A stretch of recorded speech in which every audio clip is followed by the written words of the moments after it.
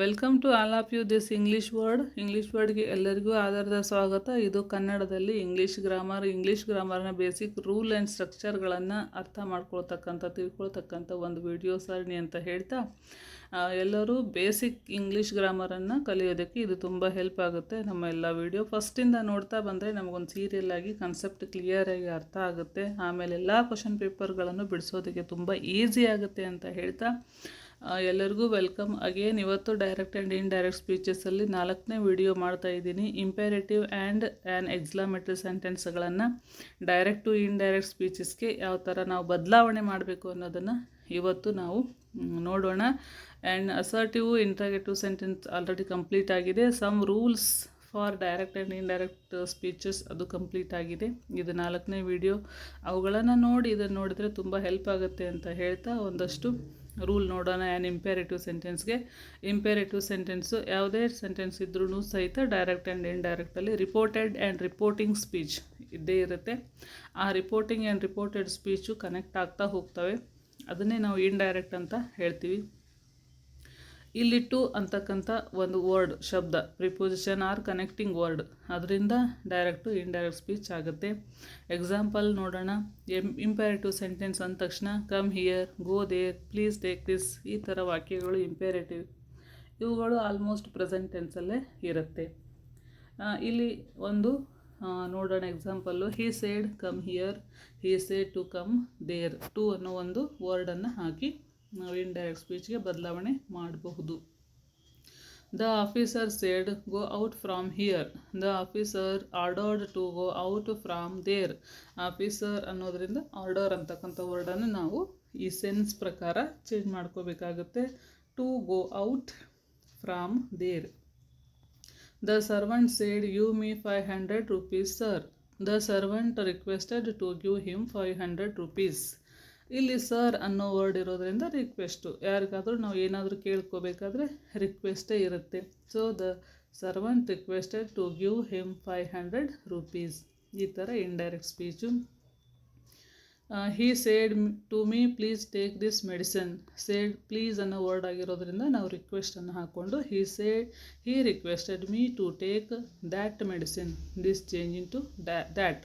ಆ ವರ್ಡ್ಗಳು ಎಲ್ಲ ಕೈಂಡ್ಸ್ ಆಫ್ ಸೆಂಟೆನ್ಸಲ್ಲೂ ಬದಲಾವಣೆ ಹಾಗೆ ಆಗ್ತದೆ. ಬಟ್ ವಾಕ್ಯಗಳನ್ನು ಸೇರಿಸುವಾಗ ಅಸರ್ಟಿವ್ ಇದ್ದರೆ ದ್ಯಾಟ್, ಇಂಪೇರೇಟಿವ್ ಇದ್ದರೆ ಟು, ಅಗೇನ್ ಎಕ್ಸ್ಕ್ಲಾಮೇಟರಿ ಇದ್ರೂ ದ್ಯಾಟ್. ಆಮೇಲೆ WH ವರ್ಡ್ ಇದ್ದರೆ ಜಸ್ಟ್ WH ವರ್ಡ್ ಹಾಕೋತೀವಿ ಇಂಟ್ರಾಗೇಟಿವಲ್ಲಿ. Yes or no type question ಇತ್ತಂದರೆ ಅದನ್ನು ನಾವು ಇಫ್ ಆರ್ ವೆದರ್ ಹಾಕ್ಬಿಟ್ಟು ಜಾಯಿನ್ ಮಾಡ್ತೀವಿ. ಈ ಥರ ಒಂದಷ್ಟು ನಾವು ಜನರಲ್ಲಾಗಿ ನೆನ್ಪಿಟ್ಕೊಳ್ಳೋದಕ್ಕೆ ಪ್ರಯತ್ನ ಮಾಡಬೇಕು. He requested me to take that medicine. Next one, he said get out. ಜೋರಾಗಿ ಹೇಳಿರ್ತೀವಿ. So he order to get out. ಈ ಥರ ಇವು ಇಂಪೇರೇಟಿವ್ ಸೆಂಟೆನ್ಸ್ನ ಕೆಲವೊಂದು ಎಕ್ಸಾಂಪಲ್ಸು. ರಿಪೀಟೆಡ್ ಆಗಿ ನೋಡಿದ್ರೆ ಈಸಿಯಾಗಿ ಅರ್ಥ ಆಗುತ್ತೆ ಮತ್ತು ನೆನಪಲ್ಲೂ ಇಟ್ಕೋಬೋದು. ಆ್ಯನ್ ಎಕ್ಸ್ಕ್ಲಾಮೇಟರಿ ಸೆಂಟೆನ್ಸು ಇದು ಕೊನೆಯದು. ನೋಡೋಣ exclamatory sentence direct to indirect ಸ್ಪೀಚಲ್ಲಿ ಯಾವ ಥರ ಬದಲಾವಣೆ ಆಗುತ್ತೆ ಅಂತ. Exclamatory phrases are used according to their meaning. ಅಂದರೆ ಆ ಕೊಟ್ಟಿರೋ ವಾಕ್ಯದ ಮೀನಿಂಗ್ ಆಧಾರದ ಮೇಲೆ ನಾವು ಕೆಲವೊಂದು ಎಕ್ಸ್ಕ್ಲಾಮೇಟರಿ ಫ್ರೇಸಸ್ ಅಂದ್ರೇನು, ವರ್ಡ್ಸ್ಗಳನ್ನು ಬಳಸ್ತೀವಿ. ಫಾರ್ ಎಕ್ಸಾಂಪಲ್ ಏನಾಗಿರ್ಬೋದು, he exclaimed with sorrow, he exclaimed, she exclaimed with joy, exclaimed with wonder. ಈ ಥರ ತುಂಬ ಸಡನ್ ಫೀಲಿಂಗನ್ನು ಎಕ್ಸ್ಪ್ರೆಸ್ ಮಾಡೋದೇ ಎಕ್ಸ್ಕ್ಲಾಮೇಟರಿ ಸೆಂಟೆನ್ಸ್ನ ವಾಕ್ಯಗಳ ರೂಪ ಅಂತ ಹೇಳೋದಾದರೆ ಎಕ್ಸ್ಕ್ಲಾಮ್ ಮಾಡ್ತೀವಿ, ಉದ್ಗಾರ ತೆಗಿತೀವಿ. ಯಾವ ಥರ, ಒಂದು ತುಂಬ ದುಃಖದಿಂದಾಗಿರ್ಬೋದು, ತುಂಬ ಜಾಯಿಂದಾಗಿರ್ಬೋದು. ಈ ಸೆನ್ಸನ್ನು ನಮಗೆ ಎಕ್ಸ್ಕ್ಲಾಮೇಟರಿ ಸೆಂಟೆನ್ಸ್ ಕೊಡೋದ್ರಿಂದ ಇಂಡೈರೆಕ್ಟ್ ಸ್ಪೀಚಲ್ಲಿ ಅವುಗಳನ್ನು ನಾವು ಈ ಥರ ವರ್ಡ್ಗಳಲ್ಲಿ ವ್ಯಕ್ತಪಡಿಸ್ತೀವಿ. The reporting and reported speeches are joined with that. Assertive sentence ಹೇಗೆ ದ್ಯಾಟ್ ಯೂಸ್ ಆಗುತ್ತೆ ಅದೇ ಥರ ಇಲ್ಲೂ ಸಹಿತ ನಾವು ಎರಡೂ ವಾಕ್ಯಗಳು ಇಂಡೈರೆಕ್ಟ್ ಸ್ಪೀಚಲ್ಲಿ ಬದಲಾವಣೆ ಮಾಡುವಾಗ ನಾವು ದ್ಯಾಟನ್ನು ಬಳಸ್ತೀವಿ. The sentence is change into an assertive sentence. ಇಲ್ಲಿ ಎಕ್ಸ್ಕ್ಲಾಮೇಟರಿ ಸೆಂಟೆನ್ಸ್ ಏನಾಗುತ್ತೆ, ಅಸರ್ಟಿವ್ ಸೆಂಟೆನ್ಸ್ ಫಾರ್ಮೆಟ್ಗೆ ಚೇಂಜ್ ಆಗುತ್ತೆ. ಇಂಟ್ರಾಗೇಟಿವ್ ಸೆಂಟೆನ್ಸು ಸಹಿತ ಅಸರ್ಟಿವ್ ಫಾರ್ಮೆಟ್ಗೆ ಚೇಂಜ್ ಆಗುತ್ತೆ. ಅಸರ್ಟಿವ್ ಫಾರ್ಮೇಟು ಆಲ್ರೆಡಿ ಅಸರ್ಟಿವ್ ಸೆಂಟೆನ್ಸಲ್ಲೇ ಇರೋದ್ರಿಂದ ಅದು ಅಸರ್ಟಿವ್ ಸೆಂಟೆನ್ಸಲ್ಲೇ ಇರುತ್ತೆ.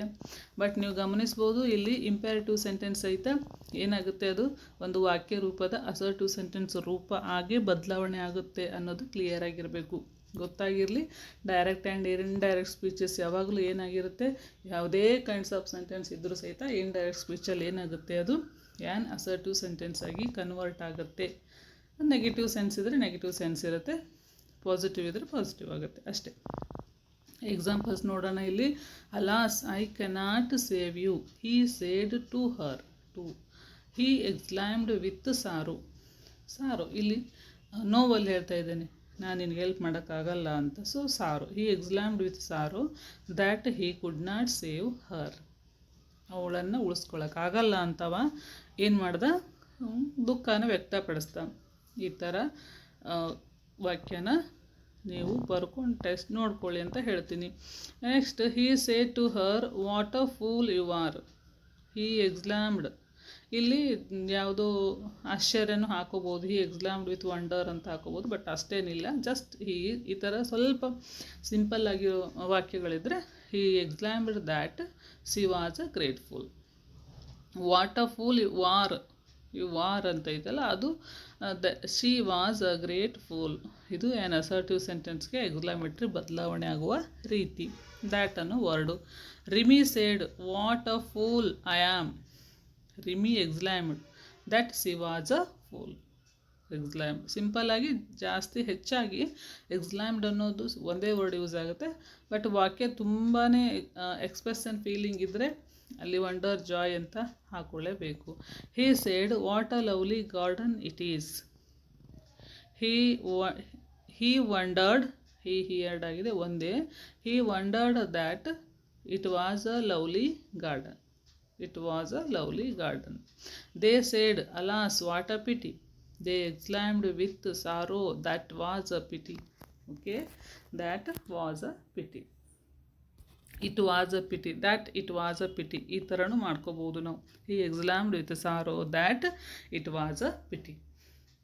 ಅಲ್ಲಿ ಇರಲ್ಲ ಅಂದರೂ ಸಹಿತ ಈ ಪಿಟಿ ಅನ್ನೋ ಒಂದು ಶಬ್ದಕ್ಕೆ ಒಂದು ಸೂಟೇಬಲ್ ಒಂದು ಪ್ಲೇಸ್ ಕೊಡಲೇಬೇಕು. ಆ್ಯನ್ ಅಸರ್ಟಿವ್ ಸೆಂಟೆನ್ಸ್ ಅದು ಬದಲಾಗಲೇಬೇಕು ಅಂದಾಗ ಅದಕ್ಕೆ ಸಂಬಂಧಪಟ್ಟ ಒಂದು ಹೆಲ್ಪಿಂಗ್ ವರ್ಬನ್ನು ನಾವು ಹಾಕ್ಕೋಬೇಕಾಗತ್ತೆ. ಇಂಡೈರೆಕ್ಟ್ ಸ್ಪೀಚ್ ಅಂದ್ರೆ ಸ್ವಲ್ಪ ಓನಾಗಿ ಕ್ರಿಯೇಟ್ ಮಾಡೋ ಥರ ಇರುತ್ತೆ, ಬಟ್ ಯಾವುದೂ ರೂಲ್ಸ್ ಬಿಟ್ಟು ಆಗೋದೇ ಇಲ್ಲ. ಒಂದು ವರ್ಡನ್ನು ನಾವು ಎಕ್ಸ್ಟ್ರಾ ಹಾಕೋದಕ್ಕೆ ಆಗಲ್ಲ. Reena said what a beautiful rose it is, Reena exclaimed with joy that it was a beautiful rose. ಆ ಸೆನ್ಸ್ ನಮ್ಗೆ ತುಂಬ ಇಂಪಾರ್ಟೆಂಟು ಇಲ್ಲಿ.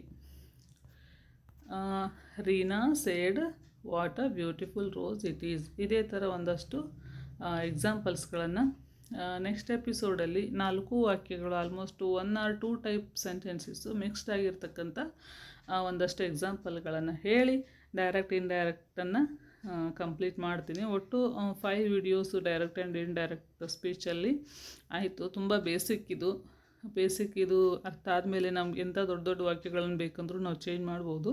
ನೆಕ್ಸ್ಟ್ ಎಪಿಸೋಡಲ್ಲಿ ಕೆಲವೊಂದು ಸ್ವಲ್ಪ ದೊಡ್ಡ ವಾಕ್ಯಗಳನ್ನು ತೆಗೆದುಕೊಂಡು ಬರ್ತೀನಿ ಅಂತ ಹೇಳ್ತಾ ಥ್ಯಾಂಕ್ ಯು ವೆರಿ ಮಚ್.